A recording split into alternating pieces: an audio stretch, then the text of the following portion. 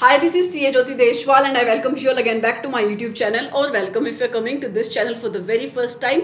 I hope that you all are doing great, and in this particular class we are going to revise something really important, and that is professional ethics के questions.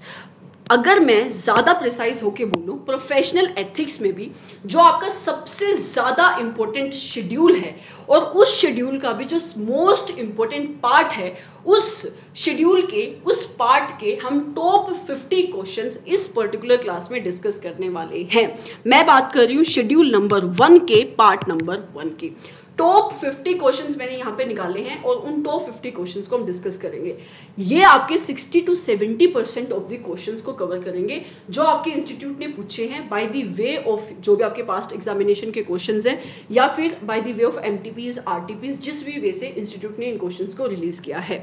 और जो आपके बाकी के question बच गए हैं वो क्वेश्चंस भी मैंने इसलिए छोड़े हैं, या तो वो बहुत ही डायरेक्ट क्वेश्चंस हैं या फिर वो रेपिटेटिव नेचर के क्वेश्चंस हैं. तो आपका जो मोस्ट इंपॉर्टेंट शेड्यूल है और उसका भी जो मोस्ट इंपॉर्टेंट पार्ट है वो हम इस पर्टिकुलर क्लास में डिस्कस करेंगे. इस पार्ट के अलावा भी बाकी पार्ट्स आएंगे आपके प्रोफेशनल एथिक्स के क्वेश्चंस के, क्योंकि आई थिंक अराउंड 200 से भी ज़्यादा क्वेश्चंस हैं प्रोफेशनल एथिक्स के. तो जो आपके मोस्ट इंपॉर्टेंट क्वेश्चंस होंगे उनको हम इन क्लासेस में कवर करने की कोशिश करेंगे. 2 क्वेश्चंस आप एग्जाम में एक्सपेक्ट कर सकते हो इस चैप्टर से, मिनिमम बोल रही हूँ. एक क्वेश्चन तो आएगा ही आएगा. एक क्वेश्चन तो मैंने उस सिचुएशन में बोला अगर आपका इंस्टीट्यूट बिल्कुल आउट ऑफ द बॉक्स जाके भी पेपर बनाता है तो भी प्रोफेशनल एथिक्स से एक क्वेश्चन तो वो पूछेगा ही पूछेगा. तो ये chapter is the most important chapter और इस चैप्टर का शेड्यूल नंबर 1 का part number 1 is the most important part, right. अब हम डिस्कस कैसे करेंगे इन क्वेश्चंस को? तो हमारा जो मेन फोकस होगा डिस्कशन का वो होगा क्वेश्चन की डिस्कशन, राइट. आंसर मैं यहाँ पे डिस्कस नहीं करूँगी. मैं ये डिस्कस नहीं करूँगी कि ये पर्टिकुलर पार्ट का ये क्लोज ये कहता क्या है, क्योंकि मैं एक्सपेक्ट करूँगी कि अगर आप एक क्लास देखने के लिए बैठ रहे हो तो आपको शेड्यूल नंबर 1 का पार्ट नंबर 1 के ये जो 12 क्लोजेस हैं वो अच्छे से आते हैं, राइट. हमारा मेन फोकस होगा क्वेश्चन को पढ़ना कि क्वेश्चन कैसे पूछे जाते हैं. उसके बाद जब आप क्वेश्चंस को पढ़ते हो, अगली चीज़ जब आप प्रोफेशनल एथिक्स का क्वेश्चन अटेम्प्ट करते हो वो फाइंड आउट करते हो कि ये कौन सी शेड्यूल का किस पार्ट के किस क्लोज का क्वेश्चन है.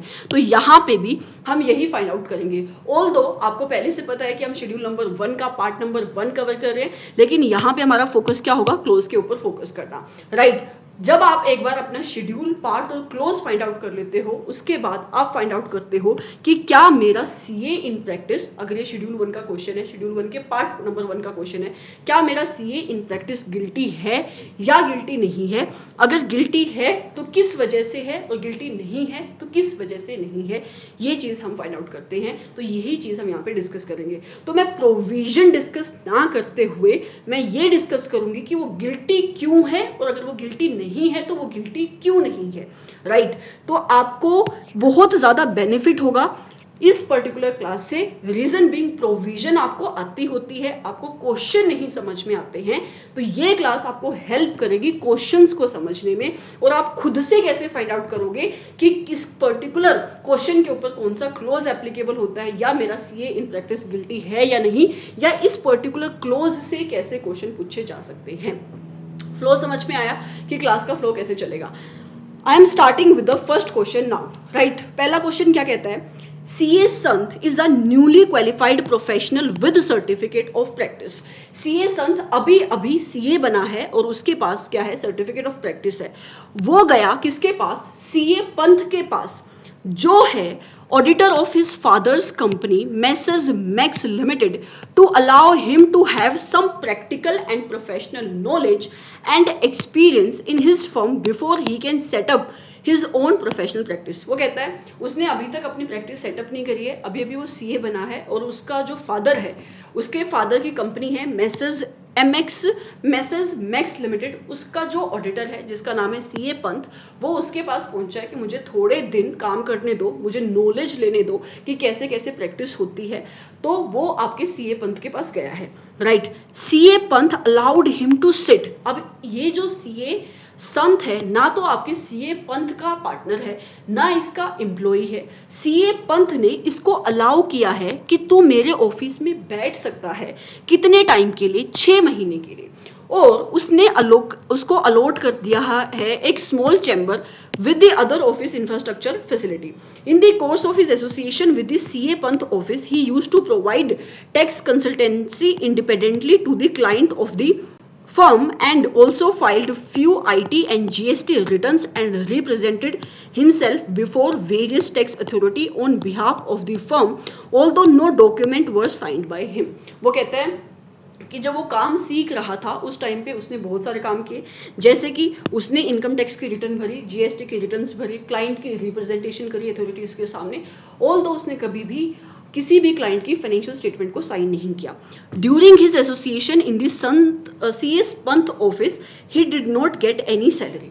सीए पंथ ने जब उसको काम सिखा रहा था, सीए संत को कोई भी सैलरी नहीं दी, ना उसने अपने प्रॉफिट का शेयर दिया, मतलब एक क्लोज नंबर 2 में तो नहीं जाएगा, राइट। उसके साथ साथ उसने कोई भी कमीशन नहीं दिया, बट ओनली क्या दिया उसने, जो भी उसके कन्वेंस के खर्चे थे उसके रीइंबर्समेंट, टेलीफोन वगैरह का जो भी खर्चा था उसकी रीइंबर्समेंट उसने दी। और जैसे ही जो 6 महीने का वो पीरियड अग्री हुआ था वो खत्म हो गया, उसके बाद उसको मतलब सीए पंथ ने सीए संत को एक लम सम अमाउंट दे दिया है 3 लाख रुपए का, for his association out of gratitude. ठीक है, examine the case in the light of the professional misconduct. आपको बताना है कि ये कौन से शेड्यूल का, कौन से पार्ट का, कौन से क्लोज का क्वेश्चन है। भले ही मैंने आपको बोल दिया है कि हम शेड्यूल नंबर 1 के पार्ट नंबर 1 के क्वेश्चंस कवर कर रहे हैं, बट फिर भी आप अभी के लिए भूल जाओ कि हम कौन से शेड्यूल को कवर कर रहे हैं, और आप खुद फाइंड आउट करने की कोशिश करो कि यहाँ पे हो क्या रहा है, और शेड्यूल कौन सा एप्लीकेबल होगा, और उस शेड्यूल का पार्ट कौन सा एप्लीकेबल होगा, और उस पार्ट का भी क्लोज कौन सा एप्लीकेबल होगा। अगर मैं यहाँ पे देखूं तो आपको समझ में आएगा कि सीए संत सीए पंथ के साथ काम कर रहा है। ठीक है, मतलब वो अलाउ कर रहा है, जो आपका सीए पंथ है, सीए संत को, कि तुम मेरे बिहाफ पे प्रैक्टिस कर। कैसे? वो उसकी रिटर्न्स भरता है, क्लाइंट को रिप्रेजेंट करता है, जबकि उसके पास ना तो मतलब जो आपका सीए पंथ सीए संत है, ना तो आपके सीए पंथ का पार्टनर है और ना ही वो एम्प्लॉई है। तो यहाँ पे कौन सा क्लोज एप्लीकेबल होगा? क्लोज नंबर 1 एप्लीकेबल होगा, जहाँ पे आपका एक CA in practice will be held guilty of professional misconduct अगर वो अलाउ करता है किसी और पर्सन को कि तू मेरे बिहाफ पे प्रैक्टिस कर, अनलेस जिस पर्सन को वो अलाउ कर रहा है वो क्या होना चाहिए, एक तो सीए इन प्रैक्टिस होना चाहिए, उसके साथ साथ या तो उसका एम्प्लॉई होना चाहिए या तो उसका पार्टनर होना चाहिए। क्योंकि इस केस में सीए संत ना तो उसका एम्प्लॉई है ना उसका पार्टनर है, भले ही वो उसके पास सीए इन प्रैक्टिस का जो आपका सीओपी है, फिर भी आपका सीए पंथ will be held guilty of professional misconduct. तो कौन से शेड्यूल में? शेड्यूल नंबर 1 में, पार्ट नंबर 1 के क्लोज नंबर 1 में ये गिल्टी होगा। तो आगे मैंने लिखा कि क्या ये गिल्टी है या नहीं? यस, गिल्टी है। रीजन मैंने आपको बताया कि क्यों गिल्टी है, right. Moving forward to next question. जब हम इन क्वेश्चंस को कवर करेंगे आपको ऐसा लगेगा ही नहीं कि हम आंसर को डिस्कस नहीं कर रहे हैं। हम आंसर को डिस्कस कर रहे हैं, लेकिन मैं आंसर को एक एक लाइन में पढ़ नहीं रही हूँ, राइट। आपको जो बात मैं यहाँ पे बोल रही हूँ उसी को आंसर में लिखना है। जो कोर होता है आपका प्रोफेशनल एथिक्स का वो यहाँ पे लिखा हुआ है। ये पीडीएफ आपको कहाँ से मिलेगी? आप टेलीग्राम चैनल से इस पीडीएफ को ले सकते हो। Moving forward to next question, कहता है comment on the following with reference to the chartered accountant act. ठीक है, and schedules thereto, a CA firm pays share of profits to widow of the deceased partner। आप मुझे बताओ, अगर मान लो A, B, C 3 partners हैं, ठीक है, A की डेथ हो जाती है, A की क्या हो जाती है? डेथ हो जाती है, तो क्या जो A की विडो है उसको प्रॉफिट में शेयर मिलना अलाउड है? आंसर इज यस, अलाउड होगा। क्योंकि अगर आप जाके पढ़ोगे, अगर मैं आपको फर्स्ट शेड्यूल दिखाऊं, यहाँ पे फर्स्ट शेड्यूल का क्लोज नंबर 2 दिखाऊं, क्या कहता है क्लोज नंबर 2? ये कहता है कि एक सीए इन प्रैक्टिस को हम प्रोफेशनल मिसकंडक्ट का दोषी मान लेंगे अगर वो पे करता है, अलाउ करता है या अग्री भी करता है पे करना या अलाउ करना, चाहे डायरेक्टली चाहे इनडायरेक्टली, कोई भी शेयर, कोई भी कमीशन, कोई भी ब्रोकरेज, किसका? अपनी फी का या फिर जो भी उसके प्रोफेशनल बिजनेस की का शेयर है उसका जो हिस्सा है अगर वो किसी को भी पे करता है, किसी को भी मतलब टू एनी पर्सन, एक्सेप्ट किस किस को पे कर सकता है, मेंबर को पे कर सकता है, पार्टनर को पे कर सकता है, रिटायर्ड पार्टनर को पे कर सकता है, और जो डिसीज्ड पार्टनर है उसके लीगल रिप्रेजेंटेटिव को भी पे कर सकता है। उसके साथ साथ अगर कोई मेंबर है किसी और प्रोफेशनल बॉडी का उसको पे कर सकता है, या फिर जो रेगुलेशन नंबर 53A में प्रिस्क्राइब्ड क्वालिफिकेशन वाले लोग हैं उनको पे कर सकता है। और यहाँ पे अगर मैं देखूं, कहाँ पे गया, अगर मैं ये देखूं तो वो कह रहा है कि जो विडो है डिसीज्ड पार्टनर की, तो क्या होगी, उसकी लीगल रिप्रेजेंटेटिव होगी, तो वो पे कर सकता है, प्रोवाइडेड दैट जो आपका पार्टनरशिप का एग्रीमेंट है वो ऐसी पेमेंट को अलाउ करता हो, मतलब उसमें ऐसा कोई क्लोज हो तो पेमेंट विल बी अलाउड। तो यहाँ पे कौन सा आपका शेड्यूल एप्लीकेबल होगा, 1 पार्ट कौन सा 1, क्लोज कौन सा 2, क्या वो गिल्टी है या नहीं है वो इस चीज के ऊपर डिपेंड करेगा।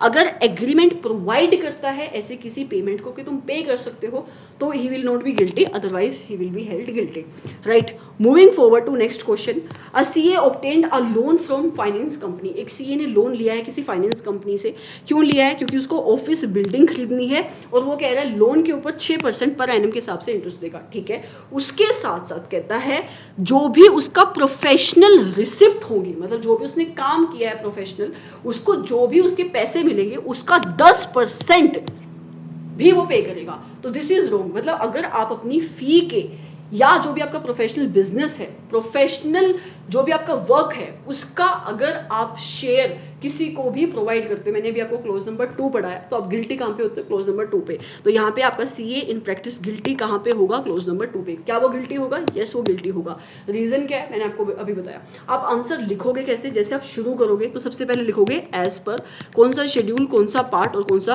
Close number 1। यहाँ पे आप लिखोगे जो भी आपकी प्रोविजन है, कोर प्रोविजन है ऑफ द क्लोज, राइट। उसके बाद लिखोगे इन द गिवन सिनेरो, कि इस सिनेरो में क्या हो रहा है। उसके बाद आपको लिखनी है यहाँ पे कंक्लूजन, ठीक है, कि क्या अगर हम अपने प्रोविजन के अकॉर्डिंग इस सिनेरो को रिलेट करें तो क्या मेरा सीए इन प्रैक्टिस गिल्टी है या नहीं है, उसको आपको कंक्लूजन में डालना है, right. Moving forward to next question, क्या कहता है, mister X who passed his CA examination of ICI on 18th July 2019 had started his practice from 15th August 2019।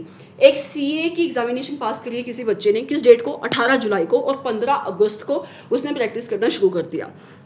On 16th of August 2019, one candidate approached him for his articleship। अगले ही दिन कोई बच्चा आया उसके पास कि मुझे आर्टिकलशिप करनी है। Mr. X decided to give her 1% profits of his CA firm in additional to monthly stipend। वो कह रहा है कि मंथली स्टाइफेंड तो वो देगा ही देगा, उसके साथ साथ वो कह रहा है मैं ये जो बच्चा आया है उसको अपने प्रॉफिट का 1% का, जो भी मेरा प्रॉफिट होगा, प्रोफेशनल जो प्रॉफिट होगा उसका 1% का हिस्सा भी इस बच्चे को दूंगा, right. She agree to take both, obviously, मतलब वो लड़की थी जो आई आपकी इंटर्नशिप करने, वो मान गई कि ठीक है मुझे स्टाइफेंड भी मिलेगा और मुझे 1% ऑफ द प्रॉफिट भी मिलेंगे। ICI had sent a letter to mister X, mister X को आईसीआई ने ऑब्जेक्शन लेटर भेजा है कि आप ऐसी पेमेंट नहीं कर सकते। Mister X replied stating that sharing of 1% of the profit is over and above this stipend to help the articled clerk to overcome her financial crisis. आपका सी इन प्रैक्टिस कहता है कि मैं तो अपने आर्टिकल की फाइनेंशियल हेल्प कर रहा हूं, इसलिए ये प्रॉफिट में शेयर दे रहा हूं, चाहे रीजन कोई भी हो। अगर एक सीए इन प्रैक्टिस अपने प्रॉफिट को शेयर करता है, अपनी फी को शेयर करता है, वो गिल्टी होगा, एक्सेप्ट जिनके साथ वो शेयर कर रहा है वो लोग हैं जो कौन है, जो आपके क्लोज नंबर 2 में प्रिस्क्राइब्ड है। तो ये गिल्टी कहाँ पे होगा, क्लोज नंबर 2 में होगा, शेड्यूल नंबर 1 के पार्ट नंबर 1 के क्लोज नंबर 2 में गिल्टी होगा। क्या वो गिल्टी होगा, यस वो गिल्टी होगा, right. Moving forward to next question, Mr. Qureshi is a chartered accountant in practice, died in the road accident। Mr. Qureshi CA in practice है, death हो गई है कहाँ पे, रोड एक्सीडेंट में, उसकी विडो है। That widow proposes to sell the practice of her husband to Mr. परदेसी, मतलब mister Qureshi CA in practice है, सोल प्रोप्राइटर होगा, उसकी डेथ होगी। अब जो उसकी प्रैक्टिस, जो उसने अपना नाम खड़ा किया है, उसकी वाइफ उस प्रैक्टिस को बेचना चाहती है। किसको? मिस्टर परदेशी को। चार्टर्ड अकाउंटेंट है, कितने रुपए में बेचना चाहती है? 5 लाख, मतलब लम सम अमाउंट में बेचना चाहती है। प्राइस में इंक्लूड क्या क्या है? Right to use the firm का नेम, मतलब गुडविल भी इंक्लूड है। Can a widow of Qureshi sell the practice? Yes, वो बेच सकती है, राइट, प्रोवाइडेड दैट इंस्टीट्यूट को उसने इंटीमेशन दे दी है। कब? जब भी आपके उस मेंबर की डेथ हुई है, उसके 1 साल के अंदर इंस्टीट्यूट को बता दिया गया है। होता क्या है कि जब आप इंस्टीट्यूट को इंटीमेट करते हो तो 1 साल तक आपका नाम इंस्टीट्यूट अबेंस में रख लेता है, right. And can mister Pardeshi continue to practice in that name as a proprietor? Yes, अगर उसने सही प्रोसीजर से उसको बेचा है गुडविल को, तो जब आप बाय करोगे किसी गुडविल को तो आप उसके ही नाम पे प्रैक्टिस करोगे। तो यहाँ पे एप्लीकेबल कौन सा होगा आपका? शेड्यूल पार्ट और क्लोज एप्लीकेबल होगा क्लोज नंबर 2। उसके साथ साथ कंक्लूजन है यहाँ पे ये नहीं है कि वो गिल्टी है या नहीं है। क्वेश्चन ने पूछा है कि क्या वो सेल कर सकती है। पहली बात ये है, window of the deceased member can sell the goodwill, तो पहले का आंसर क्या हुआ? यस, वो गुडविल को बेच सकती है, प्रोवाइडेड दैट उसने इंस्टीट्यूट को इंटीमेशन दे दी है और ये जो सेल है वो कंप्लीट हो जानी चाहिए कितने टाइम में?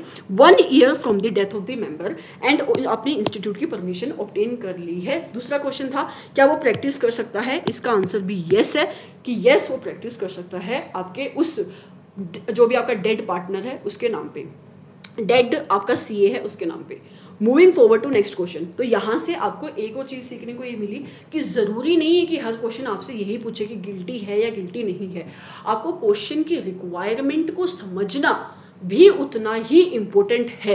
तो सबसे पहले मैंने इससे पहले एक क्लास डाली है अभी, वो संडे को जो आप वीडियो डाली है, उसमें मैंने बहुत अच्छे पॉइंट्स वहाँ पे इंक्लूड करें कि जब भी आप क्वेश्चन अटेम्प्ट करते हो, क्वेश्चन पेपर अटेम्प्ट करते हो, चाहे किसी भी सब्जेक्ट का हो, कौन कौन सी वो कॉमन मिस्टेक्स है जो तुम करते हो और जो तुम्हें नहीं करनी चाहिए, right. Moving forward to next question, कहता है mister X is a practising chartered accountant, CA in practice है। मिस्टर वाई, ये क्वेश्चन आपके एमसीक्यू की केस स्टडी का भी है, नवंबर 2022 में भी ये क्वेश्चन पूछा गया है। मिस्टर एक्स आपका सीए इन प्रैक्टिस है, मिस्टर वाई एडवोकेट है, ठीक है, वो रिप्रेजेंट क्या करता है? वो किसी कोर्ट में काम करता है, मतलब वो एडवोकेट इन प्रैक्टिस है, ऐसा लगा लो। X and Y decided to help each other. अब एक्स जो कि सीए इन प्रैक्टिस है, वाई जो कि एडवोकेट है, उन दोनों ने एक दूसरे की हेल्प करने का सोचा in the matters involving their professional expertise. X ने बोला मैं फाइनेंशियल एक्सपर्ट हूँ और जो वाई है वो क्या होगा? लॉ का एक्सपर्ट है। तो वो एक दूसरे को हेल्प करना चाह रहे हैं। अकॉर्डिंगली इस वजह से मिस्टर एक्स ने रिकमेंड किया मिस्टर वाई को in all the litigation matters in the court of law, and why consult X in all the matters relating to finance and other matters which comes to him in arguing various cases। Mister x के पास जो finance का expert है, जो CA in practice है, अगर कोई client आता है जो बोलता है कि किसी भी, अगर उसको किसी एक्ट के बारे में कोई नॉलेज लेनी है, किसी लॉ के बारे में कोई नॉलेज लेनी है या रिप्रेजेंटेशन करवानी है in the court of law, तो एक्स उस क्लाइंट को रेफर कर देता है वाई को, या वाई की हेल्प लेता है। इन द सेम वे अगर वाई को हेल्प पड़ती है मिस्टर एक्स की, मतलब किसी फाइनेंशियल मैटर्स के रिलेशन में, तो वो मिस्टर एक्स की हेल्प लेता है। Consequently, they started sharing the profit। इसीलिए ऑब्वियसली अगर तुम एक दूसरे की हेल्प कर रहे हो तो फ्री में तो काम करोगे नहीं, उन्होंने आपस में प्रॉफिट बांटना शुरू कर दिया। क्या मिस्टर एक्स लाइबल होगा प्रोफेशनल मिसकंडक्ट का या लाइबल नहीं होगा? सबसे पहले तो मुझे यहाँ पे क्लोज बताओ कौन सा एप्लीकेबल होगा। शेड्यूल 1 तो एप्लीकेबल होगा, पार्ट 1 भी, यही हम डिस्कस कर रहे हैं। क्लोज कौन सा एप्लीकेबल होगा? क्लोज नंबर 2 बोलता है कि आपका सीए इन प्रैक्टिस दे नहीं सकता। क्या नहीं दे सकता? अपने जो भी उसकी फी है या जो भी उसके प्रोफेशनल वर्क का जो पैसा है उसमें अपना शेयर वो दे नहीं सकता। क्लोज 3 बोलता है कि वो ले भी नहीं सकता। तो यहाँ पे क्लोज कौन सा एप्लीकेबल होगा? तो यहाँ पे दोनों क्लोज एप्लीकेबल होंगे क्योंकि यहाँ पे लेन देन की बात हो रही है। तो क्लोज 2 और 3 आपको दोनों ही यहाँ पे मेंशन करने हैं, राइट। क्या वो गिल्टी होगा? वो गिल्टी नहीं होगा। रीजन बीइंग जो एडवोकेट है वो एक, उसके पास एक प्रिस्क्राइब्ड क्वालिफिकेशन है, वो एक प्रोफेशनल बॉडी का मेंबर है। प्रोफेशनल बॉडी यहाँ पे कौन सी होगी उसकी? Bar council. तो रेगुलेशन आपको अलाउ करती है, राइट? तो इस केस में आपका mister x will not be held guilty of the professional misconduct. Question लिखोगे कैसे? पहले शेड्यूल, पार्ट, क्लोज, क्लोज के रेलिवेंट प्रोविजन, केस सिनेरियो और अल्टीमेटली कंक्लूजन, राइट? फिर आता है आपका अगला क्वेश्चन, ये पीडीएफ क्यों हेल्पफुल है? क्योंकि मैंने इसमें आपका जो मेन कोर है कि क्वेश्चन में कौन सा शेड्यूल, कौन सा पार्ट, कौन सा क्लोज एप्लीकेबल होता है और क्या आपका सीए इन प्रैक्टिस या मेंबर एज द केस में भी जो बाकी की पीडीएफ्स आएंगी, क्या वो गिल्टी है या नहीं। ये दो चीजें आपको पता होनी चाहिए प्रोफेशनल एथिक्स का क्वेश्चन अटेम्प्ट करने के लिए। वो चीज यहाँ पे लिखी हुई है, आपका बहुत ज्यादा टाइम सेव होगा। Moving forward to next question, CAPE is the newly qualified chartered accountant in practice. अभी अभी सीए बना है, प्रैक्टिस उसने करना शुरू किया and in order to increase his professional practice, अपनी प्रैक्टिस को इंक्रीज करने के लिए और अपने क्लाइंट को बढ़ाने के लिए उसने एक एग्रीमेंट एंटर किया है मिस्टर ए के साथ। और मिस्टर ए क्वालिफाइड है, एक्सपीरियंस्ड है, क्या काम करता है वो? आपका रजिस्टर्ड वैल्यूअर है, ठीक है, टू शेयर। और आप रजिस्टर्ड वैल्यूअर के साथ क्या शेयर कर रहे हो? 20% of your professional fee for all the cases of valuations which are referred to him by the CAP. तो अब देखो, सबसे पहले जब आप इस क्वेश्चन को पढ़ोगे तो आपको ये समझना पड़ेगा कि क्या आपका सीए इन प्रैक्टिस एक्सेप्ट कर रहा है, मतलब ले रहा है प्रॉफिट में शेयर, या दे रहा है। तो वो कहता है रजिस्टर्ड वैल्यूअर को जो भी मैं मतलब CA in practice case refer करेगा तो सीएपी विल एक्सेप्ट, क्या एक्सेप्ट करेगा? 20% ऑफ द प्रोफेशनल फी। तो अगर वो एक्सेप्ट कर रहा है तो क्लोज यहाँ पे कौन सा एप्लीकेबल होगा? क्लोज नंबर 3, ना कि close number 2। Based on this CAP received, CAP ने रिसीव करी है 1,20,000 during the year 2018-9 from mister A. Is CAP is guilty of professional misconduct? Yes, वो गिल्टी है प्रोफेशनल मिसकंडक्ट का, क्योंकि प्रिस्क्राइब क्वालिफिकेशन नहीं है, ये रेगुलेशन वाला बंदा नहीं है। जो रेगुलेशन जो कवर्ड है, प्रोफेशनल बॉडीज के जो मेंबर है, रजिस्टर्ड वैल्यूअर वहाँ पे कवर्ड नहीं है। Yes, CAP will be held guilty of professional misconduct. कौन से क्लोज में? शेड्यूल नंबर कौन से शेड्यूल में? शेड्यूल नंबर 1 के, पार्ट नंबर 1 के, क्लोज नंबर 3 में, राइट? क्या वो गिल्टी है? यस। रीजन भी लिखा है, as the registered valuer are not recognised for profit sharing under the regulation 53A and 53B, right? इसमें इंपॉर्टेंट बात क्या थी, ये देखना कि क्या वो एक्सेप्ट कर रहा है या वो दे रहा है, वो ले रहा है। मूविंग फॉरवर्ड टू नेक्स्ट, आपको ना कई बार आपको आती होती चीज़ें, स्पेशली जब क्लोज 2 और क्लोज 3 का क्वेश्चन आता है, गलती से जल्दबाजी में क्लोज 2 और क्लोज 3 भी कंफ्यूज होकर गलत क्लोज मेंशन करके आते हो। रीजन बीइंग, आप ध्यान से पढ़ते नहीं हो कि जो आपका सीए इन प्रैक्टिस है वो एक्सेप्ट कर रहा है या वो प्रोवाइड कर रहा है या वो दे रहा है, राइट? क्वेश्चन नंबर 8 क्या कहता है? Comment on the following with reference to the chartered accountant act and schedules. Okay, question क्या है? Mister P is a chartered accountant in practice entered into a partnership with mister L. अगर partnership है तो most probable ये question कौन सा है? Close number 4 का। कहता है कि सीए इन प्रैक्टिस एंटर कर रहा है पार्टनरशिप में, किसके साथ? मिस्टर एल के साथ, जो कि एक एडवोकेट है। क्या वो एंटर कर सकता है? पहले तो ये बताओ। Answer is yes. आप उन लोगों के साथ जो आपके मेंबर हैं प्रोफेशनल बॉडीज के, वो बॉडीज जो आपकी रेगुलेशन में प्रिस्क्राइब्ड है, तो आप एंटर कर सकते हो, राइट? और वो उसके साथ साथ वो प्रॉफिट भी शेयर करेगा, हाँ कर सकते हैं। However, due to some dispute, the partnership was dissolved after 1 month. उससे हमें फर्क नहीं पड़ता। क्या पार्टनरशिप वैलिड थी? Yes, partnership was valid. तो क्या वो पैसे भी दे सकता था, ले सकता था? Yes, वो ले सकता था, क्योंकि एडवोकेट आपके प्रिस्क्राइब्ड क्वालिफिकेशन वाले मेंबर्स होते हैं, ठीक है? सो क्या वो गिल्टी होगा? नो, वो गिल्टी नहीं होगा। He will not be held guilty, right? तो यही पे आपका अच्छा क्लोज कौन सा एप्लीकेबल होगा? अब यहाँ पे क्लोज नंबर 2 भी एप्लीकेबल हो सकता है और क्लोज नंबर 4 भी एप्लीकेबल हो सकता है। अगर आप ऊपर आओगे तो आपको पता लगेगा कि क्वेश्चन ने एग्जैक्टली पूछा ही कुछ नहीं है। उसने क्वेश्चन ने क्या बोला? सिर्फ एक सिचुएशन दी है। After however due to some dispute the partnership was dissolved after 1 month without any fee having been received. बस क्वेश्चन इतना ही है। तो अगर आपको दो चीज़ें यहाँ पे दिखाई दे रही हैं, क्लोज नंबर 4 कि वो पार्टनरशिप में एंटर हुआ है एडवोकेट के साथ, तो सबसे पहले आप क्लोज नंबर 4 की प्रोविजन लिखोगे।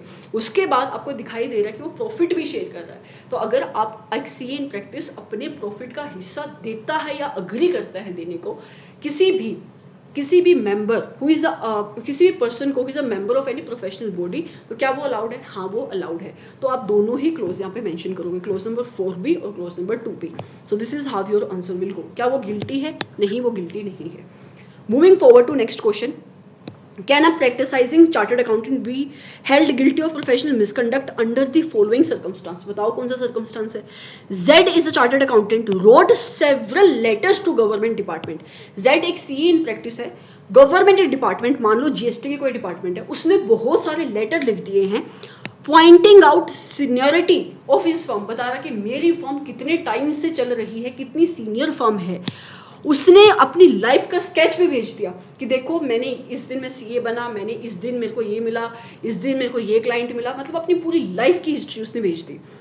And stating that he had a glorious record of the service to the country as well as the organizations of accountancy profession with a view to get audit work. सारी achievement बता दी. क्यों बताई? ताकि वो काम को solicit कर सके, ताकि वो ऑडिट वर्क को ले सके. तो क्लोज यहाँ पे कौन सा एप्लीकेबल होगा? सोलिसिटेशन जब आप करते हो, काम को लेने की कोशिश करते हो एडवर्टीजमेंट के थ्रू, सर्कुलर के थ्रू, इंटरव्यू के थ्रू या अदर मीन्स जो अदरवाइज ओपन नहीं है एक सीए के लिए, तो वो कहाँ पे गिल्टी होता है? चाहे आप सोलिसिटेशन डायरेक्टली कर रहे हो, चाहे आप सोलिसिटेशन इनडायरेक्टली कर रहे हो, गिल्टी कहाँ पे होते हो? क्लोज नंबर 6 में गिल्टी होते हो. लेकिन क्या यहाँ पे सिर्फ क्लोज नंबर 6 लगेगा या 7 भी लगेगा? 7 भी लगेगा. क्यों? क्योंकि ये अपनी प्रोफेशनल अटेनमेंट के बारे में बता रहा है कि मैंने ये काम किया, मेरी हिस्ट्री ये है, ये है. तो यहाँ पे वो गिल्टी है. यस वो गिल्टी है. रीजन मैंने आपको बताया क्यों गिल्टी है, कि वो एक तो अपनी प्रोफेशनल अटेनमेंट्स के बारे में बता रहा है, ऊपर से जिस तरीके से वो पोर्ट्रे कर रहा है, वो सोलिसिट करने की कोशिश कर रहा है, इनडायरेक्टली वो काम मांग रहा है. तो क्लोज कौन से क्लोज में गिल्टी होगा? Clause number 6 and close number 7 में गिल्टी होगा. राइट. हमेशा जब भी क्लोज नंबर 6 का क्वेश्चन आए, याद रखना कि क्या आपको वहां पे क्लोज नंबर 7 भी लगाना है या नहीं लगाना है. आप हमेशा देखोगे, क्योंकि मोस्ट ऑफ द टाइम्स ऐसा होता है कि जहां 6 लगता है वहां 7 भी लगता है. Moving forward to next question. Comment on the following. क्या है क्वेश्चन? पढ़ते हैं. XYZ एंड एसोसिएट एक फर्म है, ठीक है, 5 पार्टनर हैं, उन्होंने एक वेबसाइट बनवाई है, ठीक है. वेबसाइट में उन्होंने क्या प्रोवाइड कर दिया है? लिंक प्रोवाइड करते हैं आपको. अगर आपने वेबसाइट्स देखी वहाँ पे लिंक होते हैं, आप क्लिक करते हो दूसरी वेबसाइट पे पहुंच जाते हो. तो इन्होंने भी ऐसा एक लिंक प्रोवाइड करा है. सीए इन प्रैक्टिस ने अपने वेबसाइट के ऊपर एक लिंक प्रोवाइड किया है. किसका? All India chartered accountants association का लिंक प्रोवाइड किया है. क्या है ये? एक वॉलेंटरी एसोसिएशन है. मतलब ये आईसीआई की कोई बनाई हुई ऑर्गेनाइजेशन नहीं है, आईसीआई की काउंसिल नहीं है. ये एक वॉलेंटरी एसोसिएशन है जहां पे मिस्टर एक्स, जो कि आपकी फर्म का पार्टनर है, वो एट प्रेजेंट वाइस प्रेसिडेंट है, इसलिए आपने लिंक प्रोवाइड कर दिया है. एडवर्टीजमेंट आप कर रहे हो, ठीक है, तो जहां पे भी आपकी वेबसाइट की रेगुलेशंस आती है वहां पे कौन से क्लोज में आप गिल्टी होते हो? क्लोज नंबर 6 में. क्लोज समझ में आया कौन सा लग रहा है? अब क्वेश्चन ये है कि क्या वो गिल्टी है या नहीं गिल्टी है? तो यस वो गिल्टी है. और क्यों गिल्टी है? कि जब भी सीए इन प्रैक्टिस अपनी वेबसाइट बनाते हैं, तो जो आपकी वेबसाइट के रिलेशन में काउंसिल की गाइडलाइंस हैं, आप क्या प्रोवाइड कर सकते हो? आप लिंक प्रोवाइड कर सकते हो. लेकिन किसके लिंक? आईसीआई की वेबसाइट के लिंक, आईसीआई की रीजनल काउंसिल्स की वेबसाइट के लिंक, गवर्नमेंट ऑर्गेनाइजेशंस जैसे कि जीएसटी की डिपार्टमेंट, जैसे कि इनकम टैक्स की डिपार्टमेंट, इनके लिंक्स. क्या एक वॉलेंटरी एसोसिएशन, भले ही उसका नाम क्या रखा है आपने, all India chartered accountant association, क्या आप ये लिंक प्रोवाइड कर सकते हो? Answer is no. You can not provide this link, and since you have provided this link, you will be held guilty of professional misconduct under schedule number 1K part number 1K clause number 6 में. Moving forward to next question. Comment on the following. ठीक है, question बताओ क्या है. Messrs LMN is a firm of chartered accountants. ठीक है, respond कर रही हैं टेंडर का. ठीक है, सबसे पहले क्लोज टेंडर की बात कौन से क्लोज में आती है? Schedule number 1K part number 1K close number 6 में. क्या कहता है ये? कि आपका हम एक सीए इन प्रैक्टिस को गिल्टी ऑफ प्रोफेशनल मिसकंडक्ट मान लेंगे अगर वो सोलिसिट करता है काम एडवर्टीजमेंट के थ्रू, सर्कुलर के थ्रू, पर्सनल इंटरव्यू के थ्रू या उन मीन्स के थ्रू जो एक सीए के लिए ओपन नहीं है, लेकिन हम गिल्टी नहीं मानेंगे अगर वो काम सोलिसिट कर रहा है किसी और दूसरे सीए इन प्रैक्टिस से या टेंडर के थ्रू। लेकिन टेंडर की गाइडलाइंस क्या कहती हैं कि आप उन टेंडर के रिलेशन में आप अप्लाई कर सकते हो जो उस फील्ड से रिलेट नहीं करते हैं, जो फील्ड एक एक्सक्लूसिवली रिजर्व्ड होता है किसी भी सीए के लिए, for example accountancy, for example auditing. लेकिन आप किसी और फील्ड के लिए अप्लाई कर सकते हो, वहां पे कोई भी मिसकंडक्ट नहीं है, बल्कि आप वो फील्ड जो एक सीए इन प्रैक्टिस के लिए एक्सक्लूसिवली रिजर्व्ड है वहां पे भी तुम टेंडर अप्लाई कर सकते हो, प्रोवाइडेड दैट टेंडर में मिनिमम फी प्रिस्क्राइब्ड है, राइट। अब ये क्या कहता है, आपके सीए इन प्रैक्टिस ने किस टेंडर का रिप्लाई दिया है, टेंडर है स्टेट गवर्नमेंट का। किस काम के लिए टेंडर है, computerisation of land revenue records. मतलब पहले फिजिकल कॉपी में लैंड रेवेन्यू बनाए होंगे किसी ने, अब उसकी कंप्यूटराइजेशन करनी है, डाटा मतलब आपके कंप्यूटर में एंट्री डालनी है, ये काम आपका सीए लेना चाहता है। तो क्या ये ऐसा काम है जो सिर्फ सीए ही कर सकता है? नहीं। तो क्या ये एरिया एक ऐसा है जो एक्सक्लूसिवली रिजर्व्ड है सीए के लिए? नहीं। तो क्या यहाँ पे वो प्रोफेशनल मिसकंडक्ट का गिल्टी होगा अगर उसने अप्लाई किया? नहीं होगा। तो कहता है फॉर दिस पर्पस, उसके साथ साथ उसने 50,000 रुपए की ईएमडी की मनी दी है, मतलब अर्नेस्ट मनी डिपॉजिट। जब भी आप टेंडर को अप्लाई करते हो तो आप एक अर्नेस्ट डिपॉजिट देते हो, तो इसने भी डिपॉजिट दिया है, तो डिपॉजिट देना भी अलाउड होता है। तो क्या वो गिल्टी होगा? He will not be held guilty.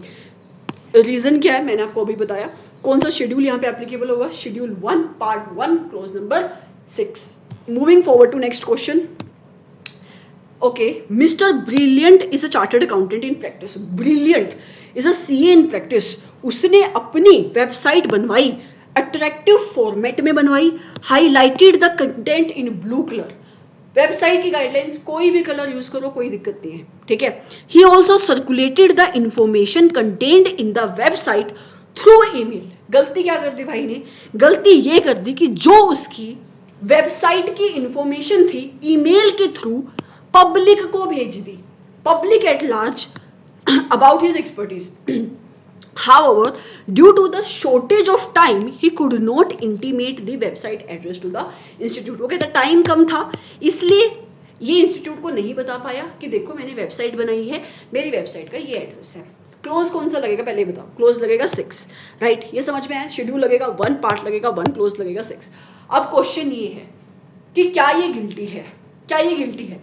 Colour कोई भी हो, कोई दिक्कत नहीं है। इसने हाईलाइट करवाया, ब्लू करवाया, रेड करवाया, डजेंट मैटर, तो वहां तो ये गिल्टी नहीं है। गिल्टी क्यों हो रही है?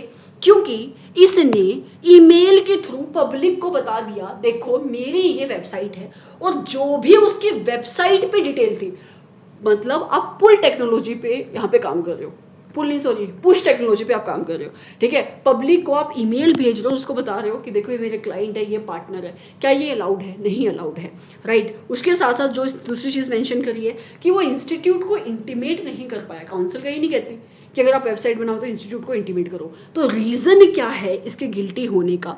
रीज़न ये है कि आप ईमेल भेज रहे हो लोगों को, अपनी वेबसाइट की डिटेल भेज रहे हो पब्लिक को। इसका मतलब आप अपनी वेबसाइट को ऑपरेट कर रहे हो पुश टेक्नोलॉजी पे, और आपको ऑपरेट कैसे करनी चाहिए? पुल टेक्नोलॉजी। पुल मतलब कोई इन्फॉर्मेशन मांगे तो आप इन्फॉर्मेशन दो, ऐसे नहीं कि धक्के से आप इन्फॉर्मेशन दे रहे हो। तो इसीलिए आप गिल्टी हो गए प्रोफेशनल मिसकंडक्ट का। उसके साथ साथ यहाँ पे ये भी लिखा कि काउंसिल की कोई गाइडलाइन ऐसी है नहीं कि आप वेबसाइट बनाओगे तो आप इंस्टीट्यूट को बताओगे। Moving forward to next question.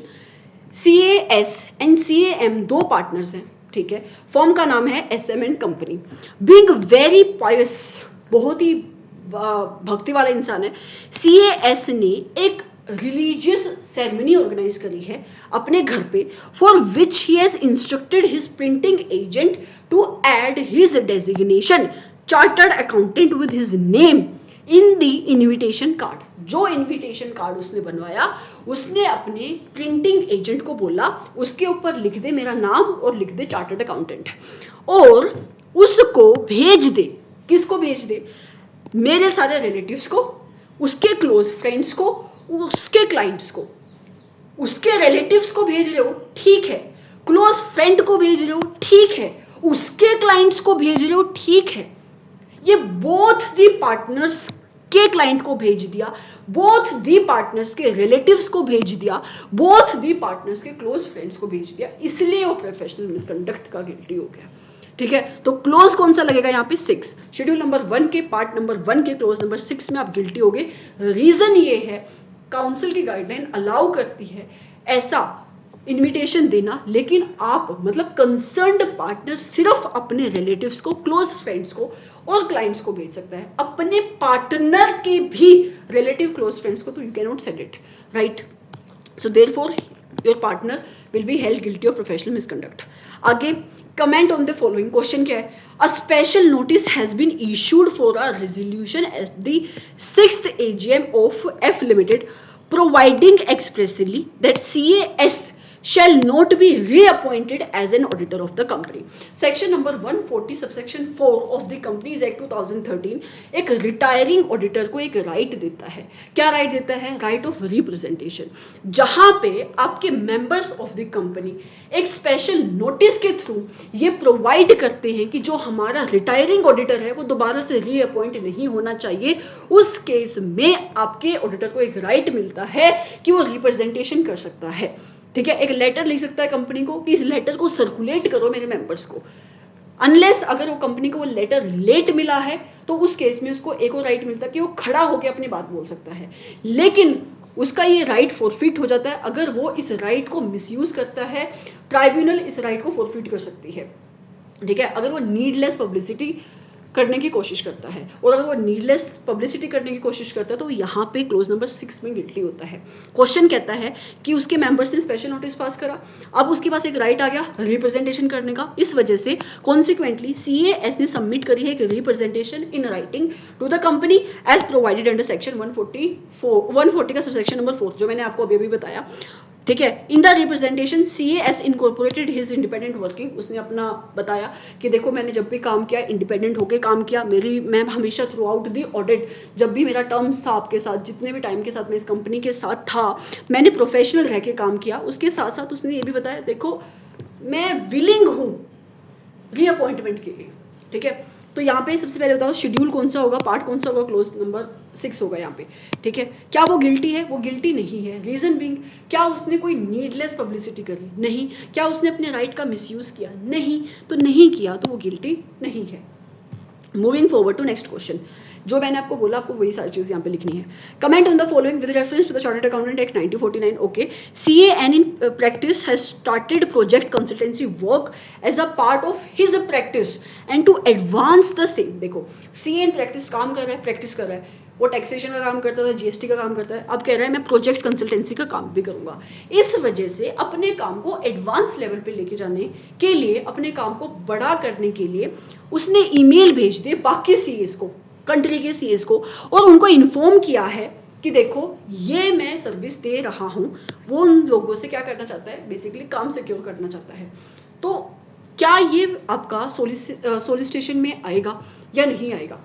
Close number 6 को दोबारा से पढ़ो, तुम क्या लिखा है वहां पे कि तुम काम को सोलिसिट करोगे। तुम मतलब कौन? एक CAN प्रैक्टिस अगर काम को सोलिसिट करेगा एडवर्टीजमेंट से, सर्कुलर से, पर्सनल इंटरव्यूज से, उन मीन से which are not open to a CA will be held guilty of professional misconduct.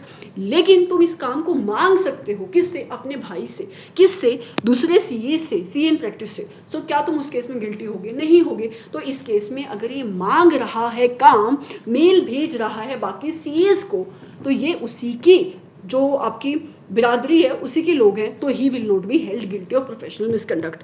तो कौन सा यहाँ पे शेड्यूल लगेगा? 1। कौन सा पार्ट लगेगा? 1। कौन सा क्लोज लगेगा? 6। और क्या वो गिल्टी होगा? वो गिल्टी नहीं होगा। रीजन मैंने आपको अभी बताया। Moving forward to next question, discuss the following with reference to the chartered accountant act 1949। Okay, question क्या है? मेसर्स XYZ फर्म है चार्टर्ड अकाउंटेंट की, प्रैक्टिस कर रही है। ओके, वेबसाइट डेवलप करी है xyz.com, कलर उन्होंने चूज करा बहुत ही चटकीला ग्रीन, ब्राइट ग्रीन, कोई इशू नहीं है। एंड वेबसाइट रन होगी पुश टेक्नोलॉजी पे। ये दिक्कत है, पुश टेक्नोलॉजी पे तुम वेबसाइट को रन नहीं कर सकते। अभी मैंने ऊपर डिस्कस किया जहां पे पार्टनर्स के नाम, उनके क्लाइंट्स भी बताए जाएंगे कि ये मेरे क्लाइंट है, ये मेरे पार्टनर्स है, इतनी बड़ी बड़ी फर्म्स की मैं ऑडिट करता हूँ, ये सब कुछ. So you will be held guilty of professional misconduct under clause number 6. इसको डिस्कस करने की नीड भी नहीं है, बहुत सिंपल सा क्वेश्चन है, ऑलरेडी मैं डिस्कस कर चुकी हूँ. Moving forward to next question. Give your comments with reference. अरे यार क्वेश्चन का है. An advertisement was published in a newspaper containing a photograph of Mr. X, who is a member of institute, wherein he was congratulated on the occasion of opening ceremony of his office. क्या कह रहा है question? क्या वो guilty है या नहीं, आपको ये बताना है. क्वेश्चन कहता है सीए ने ऑफिस खोला, ठीक है, सीए ने ऑफिस खोला और अपने आप की एक फोटो दे दी, एडवर्टीजमेंट दे दी न्यूज़पेपर में. वर्ड ही एडवर्टीजमेंट है तो वो वैसे ही गिल्टी है, बट एनीवेज एडवर्टीजमेंट दे दी और उसमें कॉन्ग्रेचुलेट कर रहा है. For example XYZ and company, आपकी फर्म का नाम है, कि congratulation to XYZ and company for opening this office at this location in so. Is it allowed? You are not directly soliciting the clients, but you are indirectly advertising, you're indirectly soliciting the client. तो close number 6 में चाहे तुम direct सोलिसिटेशन करो, चाहे तुम indirect सोलिसिटेशन करो, you will be held guilty under clause number 6. तो कहाँ पे गिल्टी होगी? शेड्यूल नंबर 1 के पार्ट नंबर 1 के क्लोज नंबर 6 में you will be held guilty. तो कौन सा क्लोज एप्लीकेबल होगा? जो मैंने आपको बोला. गिल्टी होगा या नहीं होगा? होगा. रीजन बीइंग, यहां पे एडवर्टीजमेंट देना इज अ सोलिसिटेशन. किस टाइप की solicitation? Indirect solicitation. Right. Moving forward to next question. Mister X chartered accountant है और प्रोप्राइटर, अच्छा चार्टर्ड अकाउंटेंट है and he is the proprietor of X and company, उसकी फर्म का नाम है. उसने लेटर लिख दिए हैं बहुत सारे. किसको? Registrar of the cooperative society, stating that though his firm was in the panel of auditor. मतलब आपके आप इसको गवर्नमेंट ऑर्गेनाइजेशन मान लो अभी के लिए, कि उसने कोऑपरेटिव सोसाइटी पे कोई पैनल एग्जिस्ट करता था किसी ऑर्गेनाइजेशन में, उसको लेटर लिखे हैं और लिखा है देखो मैं आपकी इस पैनल पे ऑडिटर हूं, लेकिन मुझे कोई भी ऑडिट का काम एलोकेट आपने नहीं किया है. एंड फर्दर उसके साथ साथ उसने रिक्वेस्ट करी किसको? उन लोगों को कि मुझे कंसिडर करो, मुझे काम दो. तो क्या ये अलाउड है? पहली बात, जहां पे पैनल एग्जिस्ट करता है वहां पे आपका सीए इन प्रैक्टिस इंक्वायरी कर सकता है एम्पैनलमेंट के लिए. जहां पे पैनल एग्जिस्ट करता है, राइट, रोविंग इंक्वायरीज करना अलाउड नहीं है. रिक्वेस्ट करना मुझे काम दे दो अलाउड नहीं है. अगर किया तो शेड्यूल 1 के पार्ट नंबर 1 के क्लोज नंबर 6 में तुम गिल्टी हो गए. तो इस सिचुएशन में क्या हो रहा है? वो कह रहा है कि तो वो ऑलरेडी एम्पैनल्ड है, वो ठीक है, वो उनसे पूछ रहा है कि मैं एम्पैनल्ड हूं, मुझे काम नहीं मिल रहा, मुझे रीजन बताओ, वो भी ठीक है. ठीक क्या नहीं है? उनसे रिक्वेस्ट करना कि मुझे काम दो, ये ठीक नहीं है. तो आप गिल्टी हो, yes you are guilty. Reason क्या है? तुम कॉन्टिन्यूस लेटर लिख रहे हो, reasons for not getting the work, this is all right, उसमें हमें दिक्कत नहीं है. लेकिन ये जो तुम काम कर रहे हो, ये जो तुम उनको बोल रहे हो, उनसे पूछ रहे हो कि मुझे काम क्यों नहीं मिल रहा, मुझे काम दो, मुझे काम दो, that is not right. Moving forward to next question. A CA firm Messrs GST and Associates has sent a letter to Goods Service Tax Council stating that firm has two partners who specializes in the law of GST and asked the said council to include their names in the panel whenever formed. कहता है mister GST and Associates CA in practice हैं, उनके पास ना दो ऐसे partner हैं जिसके पास बहुत ही आउटस्टैंडिंग नॉलेज है जीएसटी की, ठीक है, और उन्होंने जीएसटी की काउंसिल जो कि ऑर्गेनाइजेशन है उनको लेटर लिखा, उनको बोला कि जब भी तुम एम्पैनलमेंट करो, जब भी तुम पैनल बनाओ, पैनल बना नहीं है, पैनल एग्जिस्ट नहीं करता, व्हेनेवर फॉर्म्ड, तो तुम हमें कंसिडर कर लेना for providing the advisory to the chartered accountant act. पता नहीं क्या लिखा है, मतलब तुम हमें कंसिडर करना है कंसल्टेंसी के लिए, मतलब एम्पैनलमेंट के लिए. क्या ये अलाउड है? पहले तो क्लोज कौन सा लगे? Close number 6. मैंने आपको अभी बताया जहां पे पैनल एग्जिस्ट करता है वहां पे तुम पूछ सकते हो कि क्या पैनल जहां पे पैनल एग्जिस्ट करता है कि क्या एम्पैनलमेंट की रिक्वायरमेंट है. तुम खुद से उनको रोविंग इंक्वायरीज नहीं कर सकते। तो यहाँ पे पैनल एग्जिस्ट ही नहीं करता। वो कह रहे हैं कि जब पैनल बनेगा हमें कंसिडर कर लेना। So this is not allowed, right. तो यहाँ पे ये लिखा हुआ है, where the existence of such panel is within the knowledge of member, he is free to write to the concerned organisation with a request to place his name on the panel. जहाँ exist करता है panel, हर एक के panels होते हैं, जैसे GST की department है वहाँ पे पैनल होते हैं जहाँ पे उनको एक्सपर्ट चाहिए। तो जहाँ पे पैनल एग्जिस्ट करता है तो वहाँ पे लेटर लिख सकते हो कि मेरा नाम पैनल पे इंक्लूड कर लो। लेकिन ये तुम रोविंग इंक्वायरीज करो, दिस इज नॉट अलाउड। और इस सिचुएशन में पैनल एग्जिस्ट नहीं करता, पूछ लो पैनल कब बनेगा, बने तो हमें तुम कंसिडर करना, this is not allowed. Moving forward to next question, give your comment with reference to the chartered accountant. Okay, Mr. M is a practicing chartered accountant sent a letter. मैंने आपको बोला था ये क्लास अगर आप करोगे आप भूलोगे नहीं इन क्वेश्चंस को, लेकिन कंडीशन सिर्फ इतनी सी है, एक तो ध्यान से देखना और पहले से अपने इस पूरे शेड्यूल नंबर 1 के पार्ट नंबर 1 को पढ़ के बैठना, right. Mr. M is a practicing chartered accountant sent a letter to another firm of chartered accountants claiming himself to be pioneer in the licensing with the central government ministries, and it is a light department for getting the various department clearances for which he had claimed to have expertise, and had given a list of his existing client and details of his staff etc.